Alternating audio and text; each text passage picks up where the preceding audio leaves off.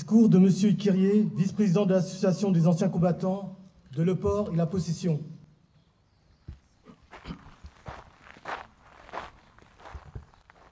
Monsieur le maire, monsieur le représentant de la Marine nationale, monsieur le représentant de la police nationale, monsieur le représentant des policiers municipaux, messieurs les anciens combattants et associations, mesdames, messieurs, chers enfants. C'est le 14 juillet et nous célébrons solennellement notre fête nationale. Elle est pleine de symboles et chargée d'histoire de notre nation. Elle rend aussi hommage aux armées, à ceux et celles qui se sont engagés au service de la France et des Français.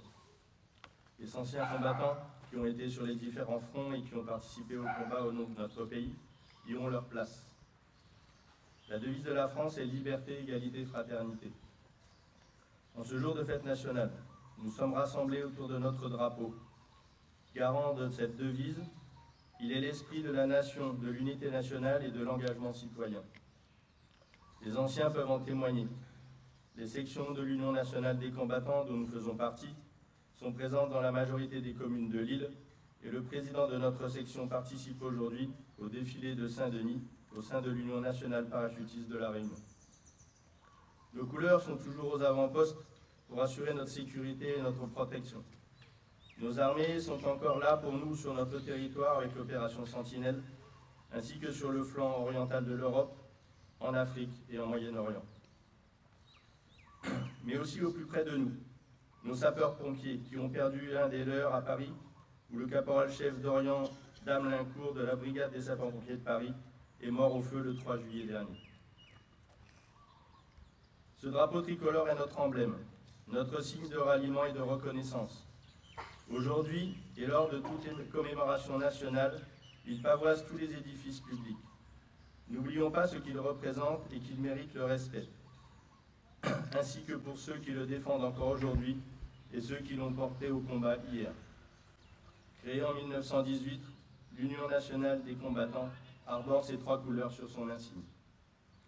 Le 22 juin dernier, initié et créé par la section réunionnaise de l'Association nationale des titulaires du titre de reconnaissance de la nation, a été inauguré à Petite-Île un monument pour les Réunionnais morts en opération extérieure. De 1963 à ce jour, plus de 130 opérations extérieures ont été menées, auxquelles ont participé des militaires de l'armée de terre, de l'armée de l'air et de l'espace, de la marine nationale, des directions et services interarmés et de la gendarmerie nationale. Ce monument, qui porte une plaque avec 9 noms, représentant symboliquement le piton de la fournaise et le piton des neiges, est dominé par notre drapeau tricolore, signe que nos frères d'armes se sont battus pour nos couleurs. Bonne fête nationale à tous.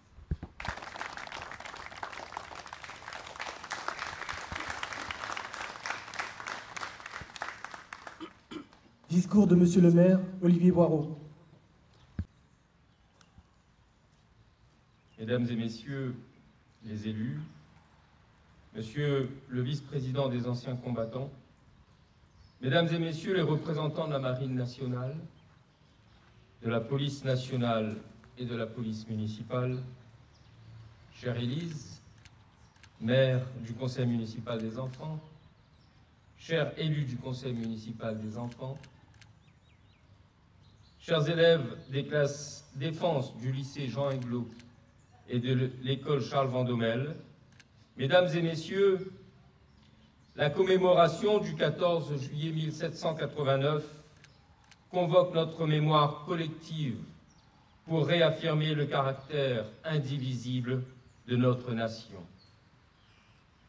Il s'agit de faire valoir la Déclaration des droits de l'homme comme préambule à l'avènement de notre nation. Ainsi vient la première proposition de constitution en 1789. Ce texte affirme pour la première fois le passage de l'origine du pouvoir de Dieu à la nation à travers l'Assemblée nationale et le passage de la souveraineté du roi à celle de la loi. Il met pour la première fois en œuvre de façon stricte le principe de la séparation des pouvoirs, c'est-à-dire l'autonomie du pouvoir législatif qui est confié à l'Assemblée nationale. L'unité de la nation naît de ces événements. L'unité de la nation naît de ces textes fondateurs de notre République. L'unité de la nation vient nourrir constamment notre République. Mais les événements qui ont marqué nos territoires très récemment témoignent d'une volonté populaire de renverser l'organisation de nos gouvernances. Ils marquent une volonté de se distinguer dans le discours républicain. Et notre ville a été le théâtre de tristes événements ces derniers jours. En tant que porteurs de cœur et d'âme, nous ne pouvons pas rester indifférents face aux violences urbaines, car nous vivons au rythme de notre ville. Quand elle brûle, nous brûlons tous. Et quand elle tremble, nous tremblons tous. Je vous l'affirme à nouveau, nous ne nous laisserons pas abattre par la violence. Nous ne baisserons pas les bras. Il nous faut rappeler les principes fondamentaux de notre République pour identifier les menaces qui nous guettent. Et il s'agit à présent de refuser, sans se révolter, et d'admettre, sans se soumettre. Il s'agit de porter haut et fort nos combats et de dire combien la parole réunionnaise doit être celle d'une parole au monde.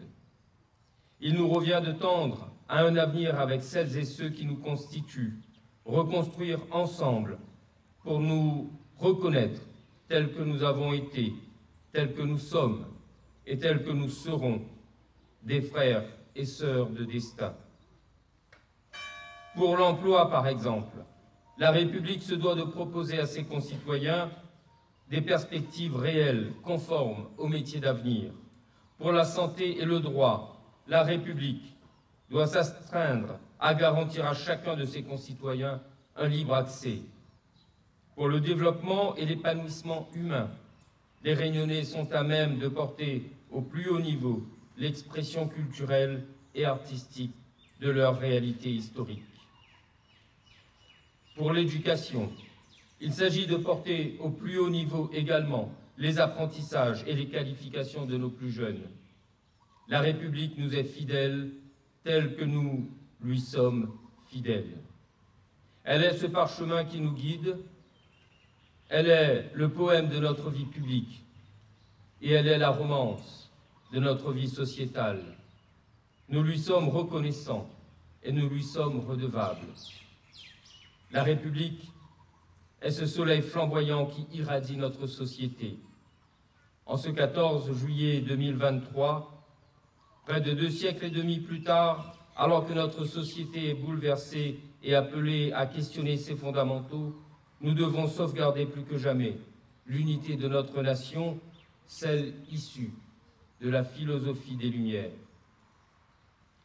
Vive la République, vive la Réunion et vive le port. Merci. Nous allons rendre honneur aux morts.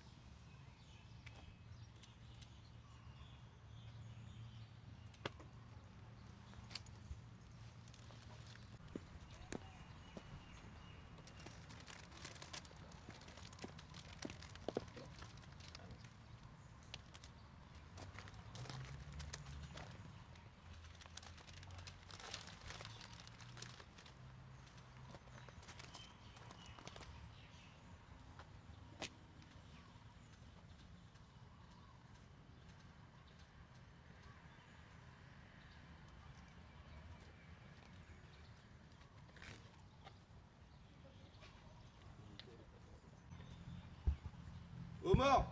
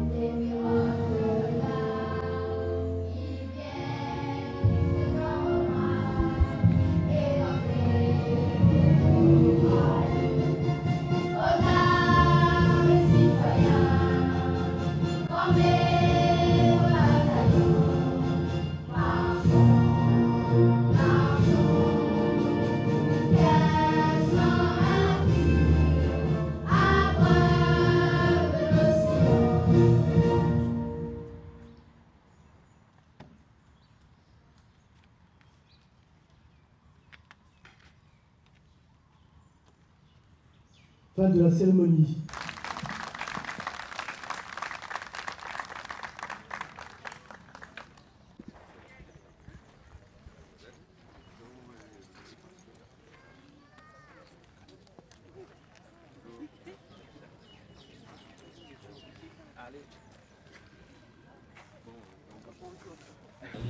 Avec le cœur, bien sûr.